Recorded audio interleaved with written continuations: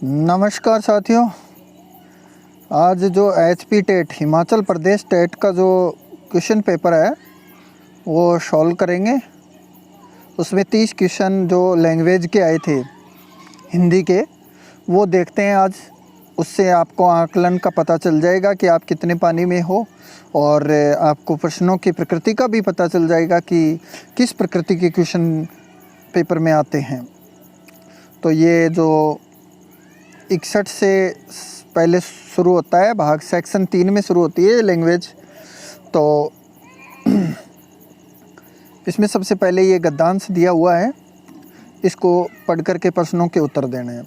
गद्यांश में सबसे पहले, जहाँ तक मेरा आकलन है, आपको पहले प्रश्न पढ़ लेने चाहिए। एक बार जल्दी से प्रश्न पढ़ लो ताकि आप गद्यांश पढ़ते वक्त आपको पता चल जाए कि कौन से प्रश्न अगले ने पूछे।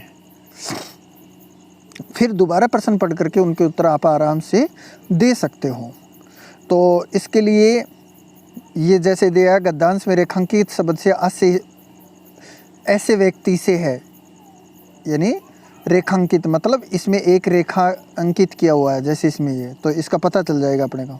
अनुशासन से अभिप्राय है, क्या अभिप्राय है? इस गद्यांश का सर्वाधिक उपयुक्त शीर्षक क्या हो सकता है? तो ये 3 क्वेश्चन इस गद्यांश से दिए हुए हैं। तो गद्यांश को देखते हैं। मानव जीवन के आदिकाल में अनुशासन की कोई संकल्पना नहीं थी, और न आज की भांति बड़े बड़े नगर या राज्य ही थे। मानव जंगल में रहता था, जिसकी लाठी उसकी भैंस। अब ये देखो, अपन ने पहले प्रश्न पढ़ लिया तो अपने को पता चल गया कि ये रेखांकित शब्द ये है, जिसकी लाठी उसकी भैंस वाली कहावत उसके जीवन पर पूर्णतः चरितार्थ होती थी। व्यक्ति पर किसी भी नियम का बंधन या किसी प्रकार के कर्तव्यों का दायित्व नहीं था, किंतु इतना स्वतंत्र और निरंकुश होते हुए भी मानव प्रसन्न नहीं था। आपसी टकराव होते थे, अधिकारों कर्तव्यों में संघर्ष होता था, और नियमों की कमी उसे खलती थी। धीरे धीरे उसकी अपनी आवश्यकताओं की पूर्ति के लिए समाज और राज्य का उद्भव और विकास हुआ। अपने उद्देश्यों की सिद्धि एवं आवश्यकताओं की पूर्ति के लिए मानव ने अंततः कुछ नियमों के पालन करवाने का अधिकार राज्य को और कुछ का अधिकार समाज को दे दिया गया। व्यक्ति के बहुमुखी विकास में सहायक होने वाले इन नियमों का पालन ही अनुशासन कहलाता है।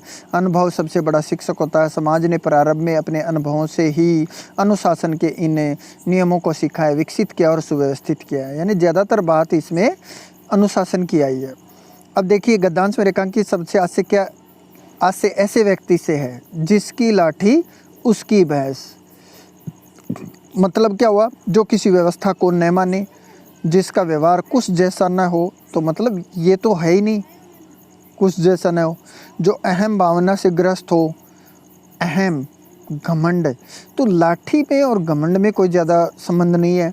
जो निरपराध एवं निर्भिमान हो, निरपराध अपराध से रहित है, तो लाठी तो जिसकी लाठी उसकी भैंस, वो तो अपराध ही करेगा।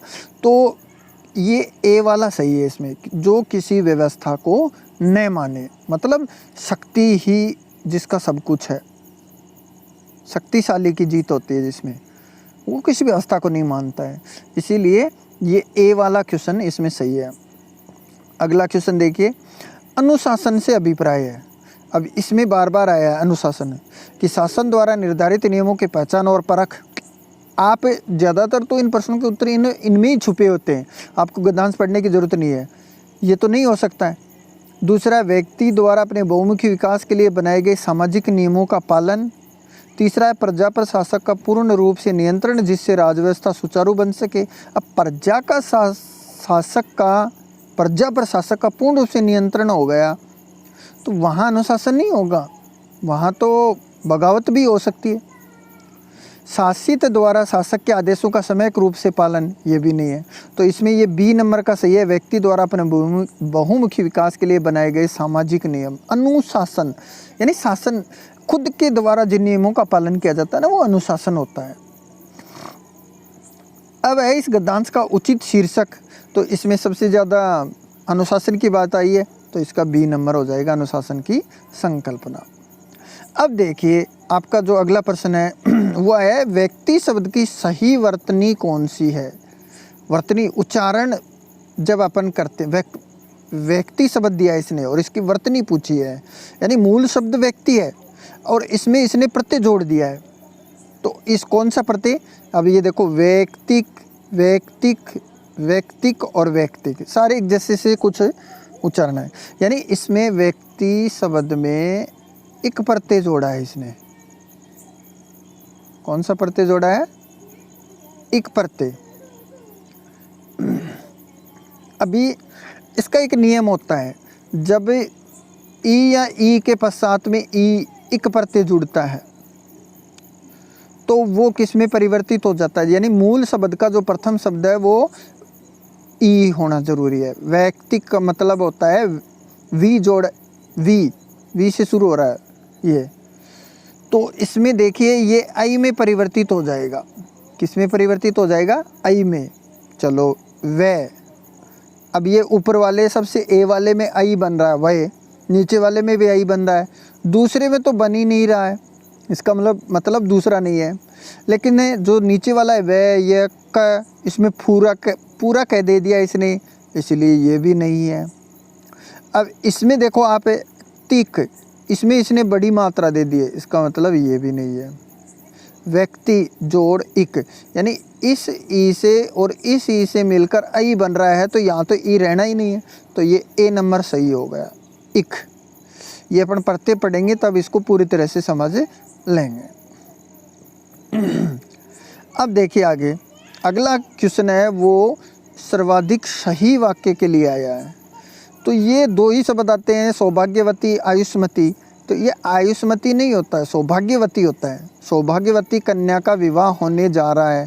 देखो इसने शब्द एक जैसे वाक्य दिए, सौभाग्यवती कन्या का विवाह होने जा रहा है, हमारी आयुष्मती कन्या का विवाह होने जा रहा है, तो इसमें आयुष्मती आ गया। अब ये तो है ही नहीं, हमारी सौभाग्यवती कन्या का विवाह होने जा रहा है और हमारी आयुष्मती कन्या का विवाह होने जा रहा है, तो इसमें जा रही है, देखो ये, इसका मतलब ये भी नहीं है। और इसमें हमारी सौभाग्यवती कन्या का विवाह होने जा रही है, इसमें भी रही है आ गया। जा रही, विवाह होने जा रही है थोड़ी होता है, जा रहा होता है। यानी इन छोटे छोटे शब्दों पे भी ध्यान देना आपको। अब इसमें देखिए आप, इसने लास्ट में रही है लगा दिए, ये देखो इसमें भी रही है, इसमें भी रही है, इन दोनों में रहा है, तो ये हो जाएगा, सौभाग्यवती कन्या का विवाह होने जा रहा है। अब अगला क्वेश्चन देखिए, वृक्ष से पत्ते गिरते हैं, इस कथन में से किस कारक का विभक्ति चिन्ह है। वृक्ष से, अब यहाँ मैं आपको एक सटीक जानकारी बता दूँ कि आपको कारक चिन्ह पूछ ले तो यहाँ जो ये चिन्ह है ना, इन पे ध्यान दे लो आप। अब ये बोल रहा है कि वृक्ष से पत्ते गिरते, मतलब कोई चीज़ अलग हो रही है, पत्ते गिरना, वृक्ष से पत्ते गिर रहे हैं, पत्ते अलग हो रहे हैं, तो वहाँ पांचवा जो अपादान कारक होता है ना, वो होता है अपादान।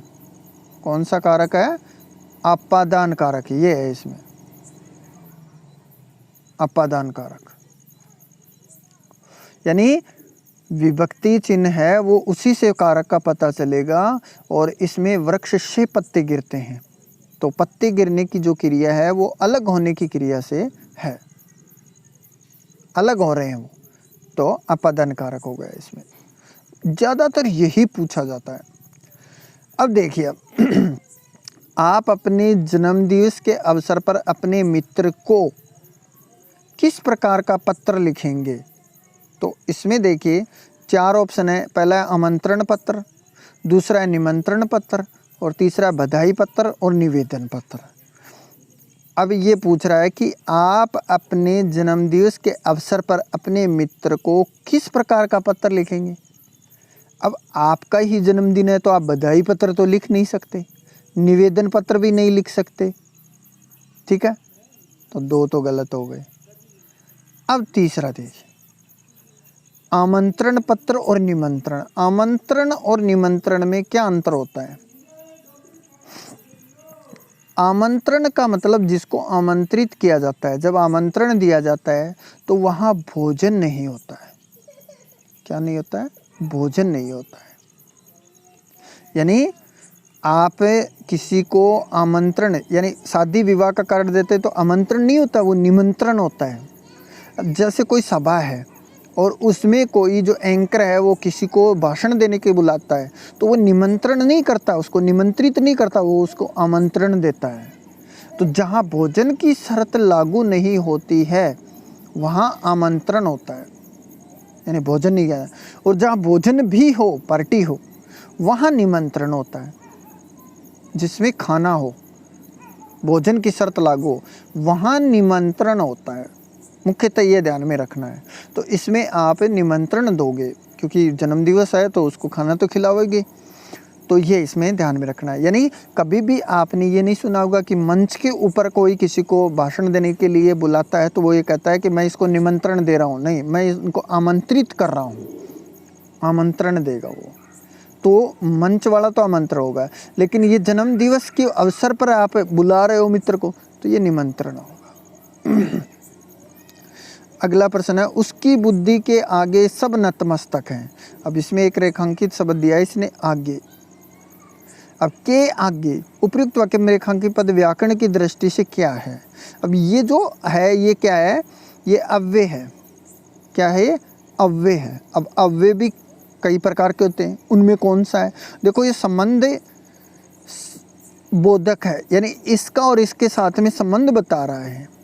समुच्चय बोधक तो है ही नहीं, निपात है ही नहीं। निपात का मतलब तो तक भी, ठीक है, ये शब्द होते हैं निपात लगते हैं। और विस्मयादि बोधक का मतलब होता है जहाँ विस्मय हो, हर्ष, प्रसन्नता, खुशी, विषाद, दुख, पीड़ा जहाँ पर हो वहाँ विस्मयादि बोधक होते हैं। तो विस्मयादि बोधक तो है ही नहीं। इसमें क्या है? संबंध बोधक है, जो अव्यय है वो है। यानी उसकी बुद्धि के आगे सब नतमस्तक हैं।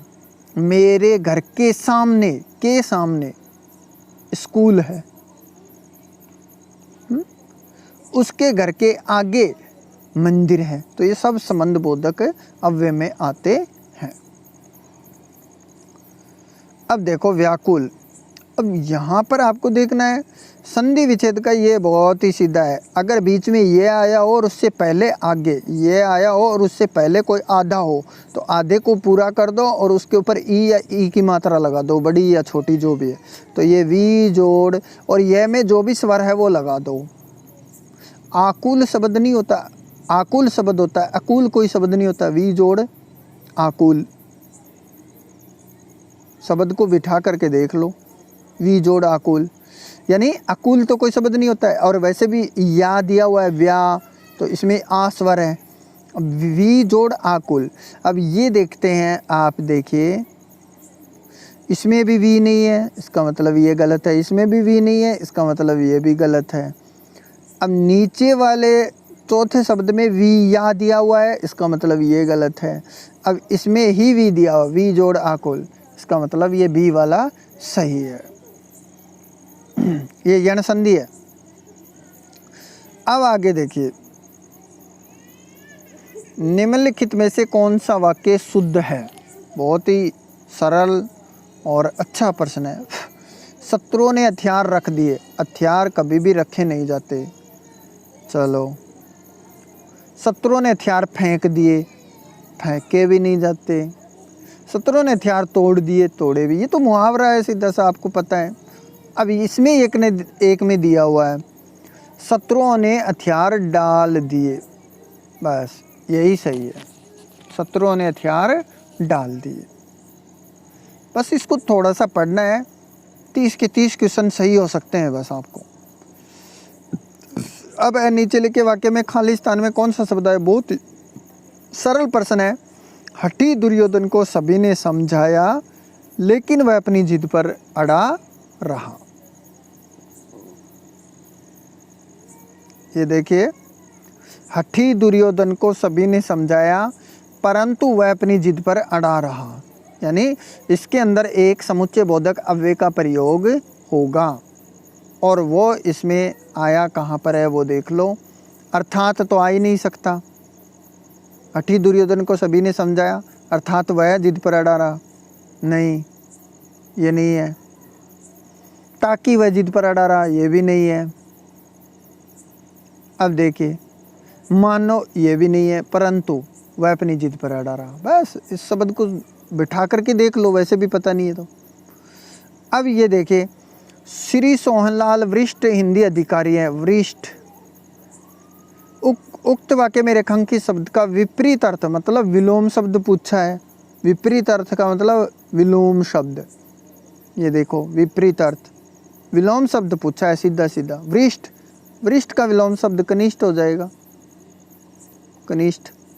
बस इसको ये शब्द जहाँ आया है वो क्वेश्चन, वो आंसर सही है। श्री सोहनलाल उच्च अधिकारी है, उच्च का मतलब तो वरिष्ठ ही होता है। श्री सोहनलाल कनिष्ठ अधिकारी है, बस यही है। श्री सोहनलाल सर्वोच्च है, सर्वोच्च तो वही है वरिष्ठ। श्री सोहनलाल निम्न, ये तो है ही नहीं, तो इसमें कनिष्ठ वाला ये हो जाएगा। अब देखो, निम्नलिखित में से प्रविशेषण किस शब्द में? प्रविशेषण क्या होता है? जब किसी विशेषण के पश्चात यानी विशेषण के बाद विशेषण लगे, विशेषण की विशेषता बताने के लिए भी किसी विशेषण शब्द का प्रयोग किया जाए तो उसे प्रविशेषण कहते हैं। अब सीधा सा शब्द है, इसमें देखो खुश एक ही है, अच्छा एक ही है, महान एक ही है, अति सुंदर, इसमें सुंदर भी विशेषण है और अति, अति है ये किसकी विशेषता बता रहा है? सुंदर की विशेषता बता रहा है। यानी कोई सुंदर तो है लेकिन कितना सुंदर है? अति सुंदर है। कितना सुंदर है? अति सुंदर है। यानी जैसे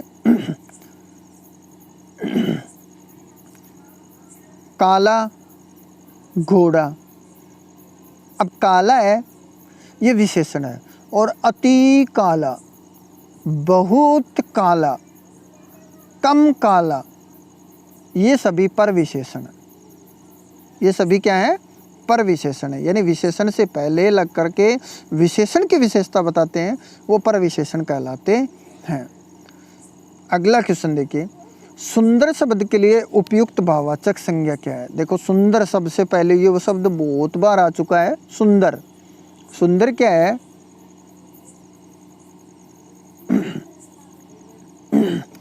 सुंदर, सुंदर शब्द है ये भाववाचक संज्ञा, गुणवाचक विशेषण भी है, और सुंदर शब्द है ये एक संज्ञा भी है। किसी व्यक्ति का नाम अगर हो जाए तो ये संज्ञा है, और जब किसी के पहले लग जाए, जैसे वह बहुत सुंदर है, तब वह गुणवाचक विशेषण है।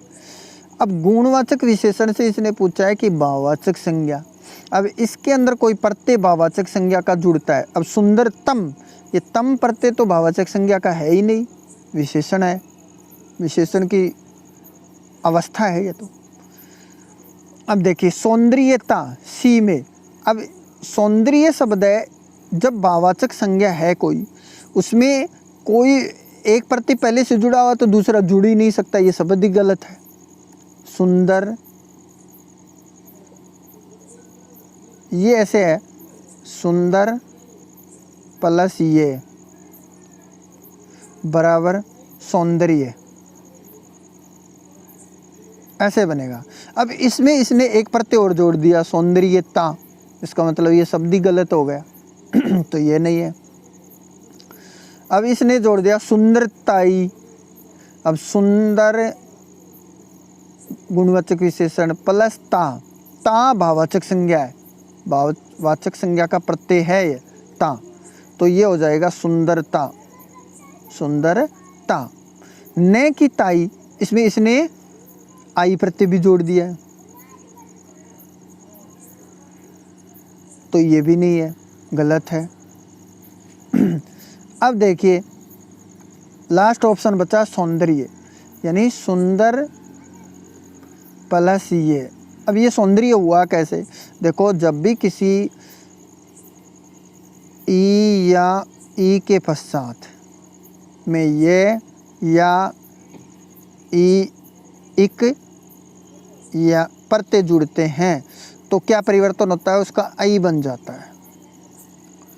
और उ या उ के पश्चात जब भी ये या ए या इक प्रत्यय जुड़ता है, इक प्रत्यय जुड़ने पर इन दोनों का क्या बन जाता है, औ बन जाता है। बस ये ध्यान में रखना है। इसको अपन भाववाचक संज्ञा में मैं ये टॉपिक बनाऊंगा इस पर वीडियो, तो आपको पूरी तरह से बता दूंगा इस चीज़ को। तो इसके अंदर ये सौंदर्य शब्द बन गया, यानी सुंदर प्लस ये। अब देखो ये इसके ये के अंदर क्या है, ए स्वर है। अब यहाँ जो ऊ है उसका तो क्या बनना है, औ, तो ये हो जाएगा सौ द। ये र है, जब ये आता है तो र हलंत में चला जाता है उसके ऊपर, सौंदर्य। इस तरह से ये शब्द बन जाता है। यानी जहाँ पर आधा कोई भी शब्द आएगा तभी ये प्रत्यय जुड़ेगा, ये भी ध्यान में रखना है। अगला क्वेश्चन देखिए। अगला क्वेश्चन है, हिंदी वर्णमाला में वर्णों की प्रथम, तृतीय व पंचम व्यंजन ध्वनियों को प्राणत्व के आधार पर कहते हैं। अब ये क्वेश्चन ही गलत है। इसमें इसने दोनों ऑप्शन दे दिए, अल्प प्राण भी, घोष भी, जबकि ये तो दोनों ही होते हैं। इसने बोला है कि प्रथम, तृतीय और पंचम व्यंजन ध्वनि पूछ रहा है। प्रथम तो मान लो क हो गया, तीसरा ग हो गया और पांचवा नंग हो गया, ये हो गई। यानी किसी भी व्यंजन ध्वनि के ये पहला, तीसरा और पांचवा ये होता है। तो पहला, तीसरा, पांचवा हमेशा क्या होते हैं, अल्पप्राण होते हैं। अब ये अल्पप्राण क्या होता है, अल्पप्राण का मतलब होता है किसी भी व्यंजन ध्वनि या स्वर का उच्चारण करते समय वायु अल्प मात्रा में निकलती है, कम मात्रा में निकलती है, उसको अल्प प्राण कहते हैं। और घोष अघोष दोनों इसमें दिए हैं। तो घोष का मतलब होता है नाद या गूंज। तो जहाँ नाद उत्पन्न होती है, गूंज उत्पन्न होती है, वहाँ घोष होता है। और अघोष का मतलब जहाँ नाद उत्पन्न नहीं होती, गूंज नहीं होती है, वहाँ अघोष होता है। तो ये पहला ये पूछ रहा है, पहला, प्रथम, पहला, तृतीय, तीसरा और पांचवा, ये सभी क्या होते हैं, अल्पप्राण होते हैं। ठीक है, ये लो जी। और ये घोष भी होते हैं। इसका अलग से एक वीडियो बनाएंगे, उसमें आपको बारीक से समझाएंगे कि अल्पप्राण क्या होता है, घोष भी क्या होता है, महाप्राण क्या होता है, अघोष क्या होता है।